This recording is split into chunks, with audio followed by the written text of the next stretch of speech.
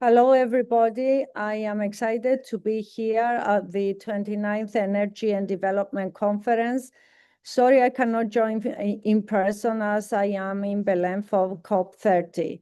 For the last 30 years, I've been working on innovative systems transformation for the sustainable interaction between nature, economy, and society. And my professorship sits between two different universities and two different departments, the School of Economics at the Athens University of Economics and Business and the Department of Earth Sciences at the University of Cambridge. For many years, I've been leading IFORIA, the Alliance of Excellence for Research and Innovation on Sustainability, bringing together research and innovation centers, innovation accelerators, science policy networks, and scientific academies that work on climate neutrality and resilience, water, food, energy, and biodiversity issues, sustainable seas and oceans, sustainable finance, innovation acceleration, and education, upskilling, and reskilling for responding to sustainability transformations. I am leading the Global Sustainable Development Report and signed by UN General Secretary,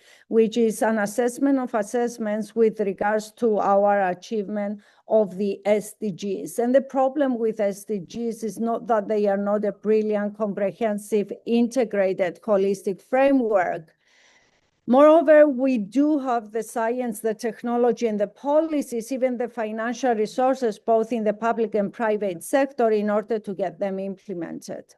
What we are missing are operational structures capable of aligning global efforts, ensuring effective coordination, and delivering results on the ground. And for this 2027 report that I am leading, we are focused on identifying an efficient and transparent mechanism for technology transfer, financial flows, and capacity building in order to accelerate the implementations of the SDGs. And this is going to be crucial in order to get away from the multi-crisis and get on a sustainable pathway where nature, economy, and society are interacting in the short, medium, and long run and achieve sustaining the well-being of people.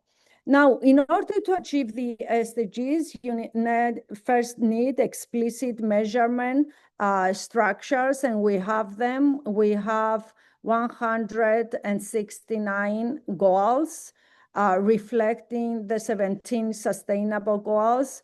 And for these 169 goals, we have about 300 KPIs. Both the UN and the Sustainable Development Solutions Network measure every year the implementation rate of the SDGs across countries at different scales, from local to global and global to local.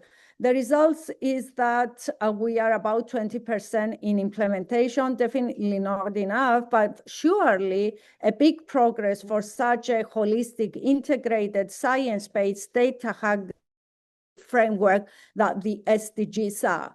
The second step is to design the transformation pathways for the further achievement of the implementation of the SDGs. And there, first, you need to transpose the SDGs into a policy framework. A good example is the European Green Deal with 150 laws transposing each aspect of the 17 SDGs and the 169 targets into a policy, a directive, a regulation that is binding by law. And once you have this regulatory framework, you know where you want to go. So first, you have measured where you are, then you have made explicit where you go, and now your job is to design the transformation pathways, the optimal mixture of policies, technologies, additional transformations, social and governance transformations, as well as fiscal and financial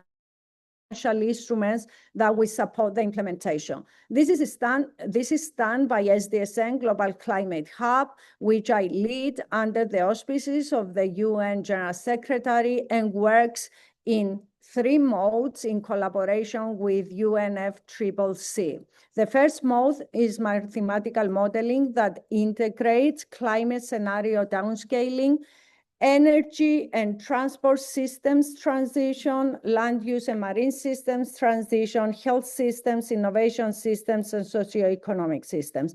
So the message here is that this is a systems transformation. It has to be done in detail over time and across countries and space, and it has to be done in the most holistic way in order to identify the synergies and the trade-offs that you need. This mode, this science-based mathematical modeling mode, works in collaboration with the transdisciplinary co-design mode. We have living labs in each of the 120 countries that we work in, and together with the stakeholders from all domains, politicians, policymakers, businesses, financiers, technology developers, and the civil society, we co-design the pathways in order to bring into the pathways local wisdom, preferences, vision, fears, all the ingredients that will make them shareholders and truly engaged in this transition. And in combination, we provide training, upskilling, and reskilling program so that they have the knowledge to be true co-designers. The third mode documents all this interaction, and it's an AI-based open access platform that brings together in an interoperable way all the data, real-time data, socioeconomic data, time series data, Internet of Things data, spatial satellite data, and then makes available all the models for all the different systems and sectors of the economy, and then provide the tools that the stakeholders can use in digital twins, visualization dashboards, decision support systems, and all that.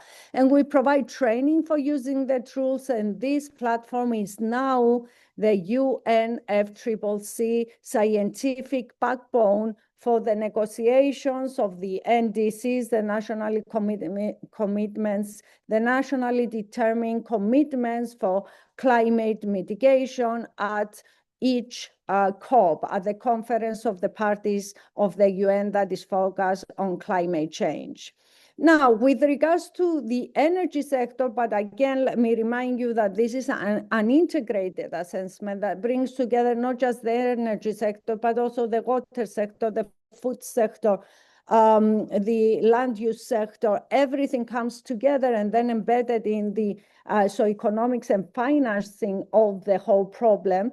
We publish different reports. I'm gonna showcase the report on Europe, working on 35 countries, integrating the combined policies that are identified as national commitments in the energy and climate plans, in the common agriculture policy, in the water framework policy. So for each and every country, we have a business as usual scenario, which is the case that these policies are not implemented, and a national commitment scenario, which is the case that policies get implemented. And then we showcase for each country, for each year, what needs to change in the energy system, in the food system, in the transport system, in the land use system, in the marine use system, if we have an explicit and strong shipping sector, in order to achieve the national commitments. And we also showcase how much it will cost to achieve these national commitments. And we show that the national commitment scenario puts forward an energy mix that transforms away from fossil fuels. It focuses on renewables supplying the bulk of electricity, displacing gas and oil. Solar and biomass enter the end-use mix. Hydrogen generation ramps up alongside the new synthetic fuel module. Oil refining shrinks to serve a niche transport segments. Electricity becomes the primary carrier for residential services and industry sectors. Transport increasingly uses hydrogen and synthetic fuels. And we have imports of fossil feedstock vanish completely, reducing supply side emissions. This is the change in the energy mix. And of course, there is a lot of detail in this. And again, I emphasize that this is taking into account synergies and trade-offs between all other sectors. We also have the optimal 2050 green corridors that showcase not just the energy mix for each country, but also showcase the potential for imports and exports of energy between countries in Europe in order to optimize in terms of cost efficiency and energy security and achieving the national commitments in all the 35 countries, 27 European countries, and an additional Balkans and UK countries. And not only we identify the energy mix, we go further into hydrogen and highlight that Europe should exploit the advantage, the economic feasibility of hydrogen production facilities on the continent's periphery, and the periphery includes Greece, and simultaneously linking them to the hydrogen demand of Western and Central Europe through a combination of new and repurposed infrastructure. And if you go further to our report, we also showcase hydrogen optimized grid and production centers so that everything becomes explicit together with the powerful position in Greece in this domain. I will stop here as my co-panelists will have many interesting things to say, and I thank you again for the invitation.